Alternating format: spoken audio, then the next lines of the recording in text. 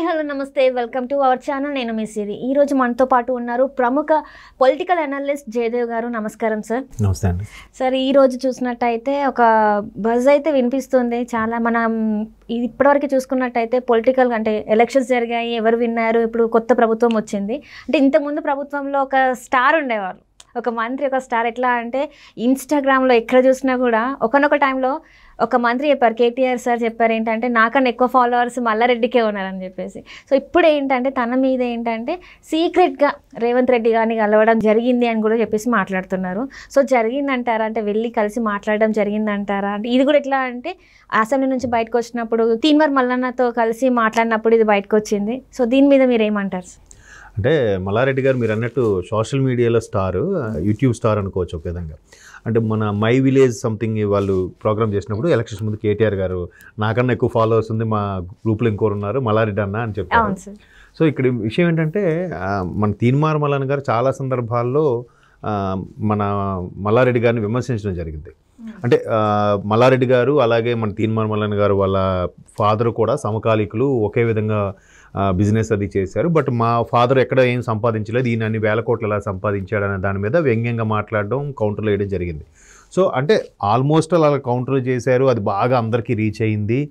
దాన్ని అసెంబ్లీలో మల్లారెడ్డి గారు ఏమన్నగా ప్రమోట్ చేసుకున్నారంటే మనం ఇంత కష్టపడి ప్రజలకు ఇంత సేవ చేస్తుంటే మన మీద కేసులు వేస్తున్నారు అధ్యక్ష, నేను ఈ స్థాయికి రావడానికి కారణం చాలా చేసిన అధ్యక్ష, పాలమ్మినా, పూలమ్మినా, బోర్లు తవ్వించినా, అన్నీ చేసిన ప్రజలకి, బట్ ఇంత చేస్తుంటే అక్కడ బీజేపీ వాళ్ళు కేసులు పెడుతున్నారు మన మీద అన్నట్టుగా కవిత గారు ఇష్యూ జరిగినప్పుడు ఈయన అసెంబ్లీలో మాట్లాడిన సందర్భం ఇది. సో ఆ సందర్భాన్ని తీసుకుని తీన్మార్ మల్లన్న గారు చాలాసార్లు నిజంగా పాలమ్మి పూలమ్మితే ఈ స్థాయికి వస్తావా, నిజంగా ఎంతమంది అమ్ముకోవట్లేదు, వాళ్ళందరూ ఆ స్థాయిలో ఉన్నారా, నా తండ్రి కూడా అలాగే అమ్మారు, బట్ ఈరోజు నా తండ్రి ఎక్కడున్నాడు, నువ్వు ఎక్కడున్నావు అన్నట్టుగా తీన్మార్ మల్లన్న మాట్లాడారు. సో వీళ్ళిద్దరికీ ఎక్కడ వైరం లేదు, కానీ సోషల్ మీడియా ద్వారా కౌంటర్లు ఇచ్చుకున్నట్టుగా అనిపిస్తుంది. సో అటువంటి వ్యక్తి అసెంబ్లీ నుంచి బయటకు వచ్చినప్పుడు తీన్మార్ మల్లన్న ఎదురైన సందర్భంలో ఒక ఇంట్రెస్ట్ అయిన చర్చ వచ్చింది. ఏంటంటే ఎట్లా ఉన్నతాం ఈయనే మల్లారెడ్డి గారు వెళ్ళి తీన్మార్ మల్లన్ని కౌగిలించుకోవడం, అంతా మాట్లాడడం. అంటే ఎలాంటి వాళ్ళైనా బయటకు వచ్చా కౌగిలించుకున్నాక మనం ఏం అనలేం కదా, ఇంప్రెస్ అయిపోతాం.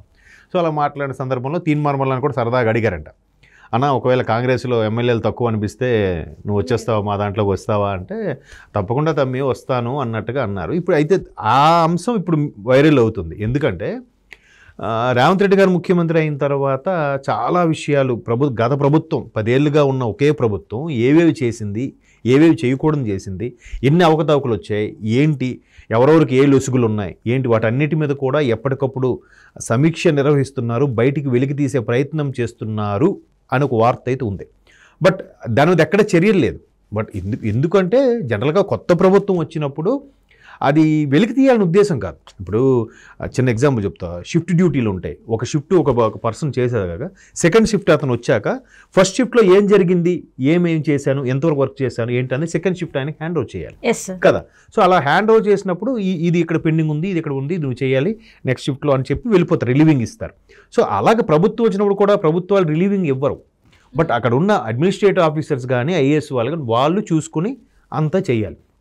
బట్ కొత్త ప్రభుత్వం పరిపాలన స్టార్ట్ అవ్వాలంటే గత ప్రభుత్వంలో ఏం జరిగాయి, లొసుగులేంటి, లోటుపాట్లేంటి, దాని నుంచి ఎలా ఓవర్కమ్ అవ్వాలి అనే దాని మీద ముఖ్యమంత్రి రేవంత్ రెడ్డి గారు డే 1 నుంచి కూడా సమీక్షలు, సమావేశాలు నిర్వహిస్తున్నారు. ఎక్కడికక్కడ అందరినీ ప్రశ్నిస్తున్నారు, అన్నీ బయటకు వచ్చేలా చేస్తున్నారు. మరోవైపు ప్రజా దర్బార్లు కూడా నిర్వహించి ఎవరెవరికి ఎక్కడ ఏది అవసరం ఉంటుంది, ఎక్కువగా జనాలకి రీచ్ అయ్యేది ఏంటి, ఏది అవసరం, ఆ మౌలిక సదుపాయాలు ఎంతవరకు అవసరం అనే దాని మీద డెప్త్కి వెళ్తున్నాడు ఆయన. సో అవన్నీ తెలుసుకుంటే కదా ముందుకెళ్ళగలుగుతాం.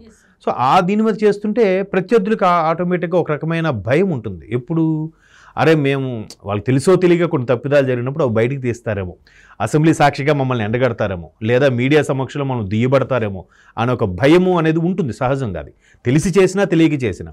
సో ఇవన్నీ మాకు వస్తాయేమో, మాకు ఇంపాక్ట్ అవుతాయేమో అనే భయం కొంతమందికి ఉండడం వల్ల అయ్యో నెక్స్ట్ మేము ప్రతిపక్షంలో ఉన్నాం కాబట్టి మమ్మల్ని టార్గెట్ చేస్తారేమో అనే ఉద్దేశం ఉన్నారు. ఆల్రెడీ వరంగల్లో ఒక ఎమ్మెల్యే గారిని ఆల్రెడీ ఇన్ని కోట్లు కరెంటుకి, పవర్కి బకాయిలు ఉన్నారు, అవి చెల్లలేదని జీవన్ రెడ్డి గారి ఇష్యూ ఏదో నడుస్తుంది. సో అట్లాగా నెక్స్ట్ మల్లారెడ్డి గారు కూడా ఉన్నారు అనే ఒక వార్తలు కూడా మరోవైపు వస్తున్నాయి. సో మల్లారెడ్డి గారిని టార్గెట్ చేస్తారేమో ఉద్దేశంలో మల్లారెడ్డి గారు ముందుగానే అలాగ వర్కౌట్ అయ్యి ముందుకు వస్తున్నారో ఏమో తెలియట్లేదు. సో సో ఆ పరంగా చూస్తే మల్లారెడ్డి గారు సరదాగా అందరితో జోవియల్గా ఉంటారు. దట్ ఒకప్పుడు మల్లారెడ్డి గారు రేవంత్ రెడ్డి గారు టీడీపీలో వర్క్ చేసి వచ్చిన వాళ్ళు కదండి, ఆ తానులో మొక్కలే.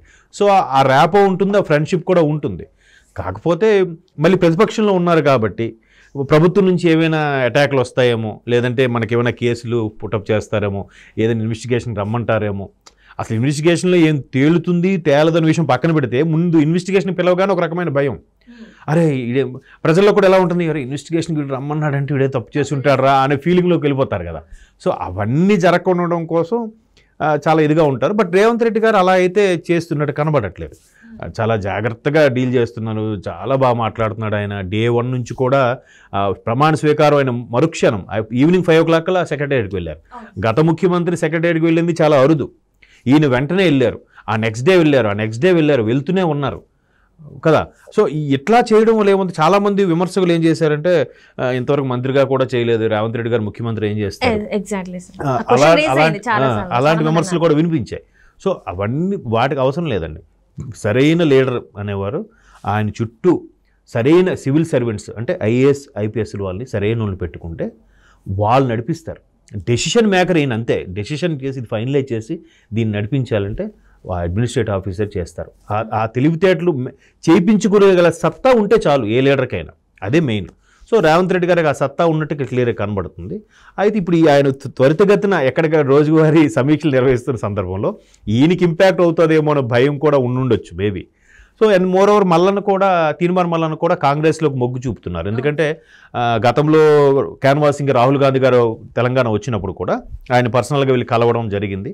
బట్ అప్పుడు ఆయనకి మరి ఏం పదవి ఇస్తామనుకున్నారో, లేకపోతే నామినేటెడ్ పోస్ట్ ఇస్తారో, లేదా రాజ్యసభ ఇస్తారో ఏమో తెలియదు. కానీ ఈయనైతే కొంచెం యాక్టివ్గానే కాంగ్రెస్లో ఉంటున్నారు. సో అటువంటి యాక్టివ్గా ఉన్నప్పుడు ఆయన ద్వారా అలాగ అనడం అది మరి కాస్త వైరల్ అయినట్టుగా అనిపించింది. మేబీ మల్లన్న వెళ్ళి ముఖ్యమంత్రి రేవంత్ రెడ్డి గారికి చెప్తారేమో, రికమెండ్ చేస్తారేమో. మల్లారెడ్డి ఎలాగో ఒకప్పుడు రేవంత్ రెడ్డి గారితో పాటు టీడీపీలో కొలీగ్ కాబట్టి ఆ ఇంపాక్ట్ ఉంటుంది. సరే ఇంకోటి కూడా అండి, వచ్చిన ఆశ్చర్యపోక్కర్లేదు. ఎందుకంటే రాజకీయాల్లో శాశ్వత శత్రుత్వం ఉండదు, శాశ్వత మిత్రుత్వం ఉండదు కదా.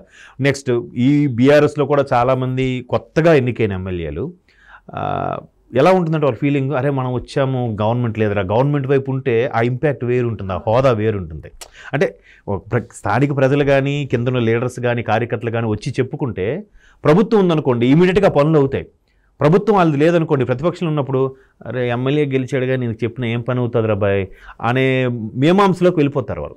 సో అంతమంది రారు. సో కొత్తగా ఎన్నికలు కొంతమంది డాక్టర్లుగా ఉన్న వాళ్ళు కూడా ఎమ్మెల్యేలు అయ్యారు ఈసారి 2-3. సో వాళ్ళకి ఎలా ఉంటుందంటే అరే మన ప్రభుత్వం వైపు ఉంటే బాగుండేదిరా అనే ఫీలింగ్ కూడా ఉంటుంది. సో అటువంటి వాళ్ళు ఫ్యూచర్లో జంప్ అయిపోయినా చెప్పలేం. ఎందుకంటే వాళ్ళకి ప్రభుత్వం వైపు ఉంటే ఒక హోదా ఉంటుంది, మనకి ఏ పనులైనా సవ్యంగా అవుతాయి, ఫ్యూచర్లో దీనివల్ల డెవలప్ అయితే మనకు బాగుంటే మంత్రి పదవి ఇస్తారేమో, లేదా కొన్ని స్వచ్ఛంద సంస్థలకి చైర్మన్గా కూడా అపాయింట్ ఇప్పుడు ఆర్టీసీ ఉంది, లేదంటే పవర్ డిస్ట్రిబ్యూషన్ ఉంది, రకరకాల వాటికి నామినేటెడ్ పోస్టులుగా చైర్మన్ హోదా కూడా ఇవ్వచ్చు కదా అనే ఆలోచనతో కూడా ఉంటుంది. సో గవర్నమెంట్ వైపు పనిచేస్తే కొంచెం ఫేవర్గా ఉండొచ్చు అనే ఆలోచన ఉంటుంది కదా.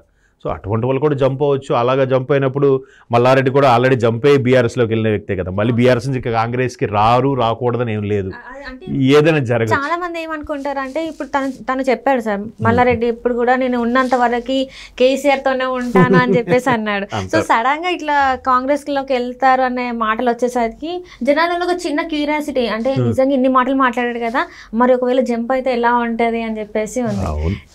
చాలా మంది కొంతమంది నేతలు అయితే నేను విన్నాను, నేను చనిపోయేటప్పుడు నేను బీఆర్ఎస్ జెండాతోనే చచ్చిపోతా అనేటోళ్ళు కూడా ఈరోజు కాంగ్రెస్లోకి వెళ్ళి కనబడుతున్నారు అక్కడ.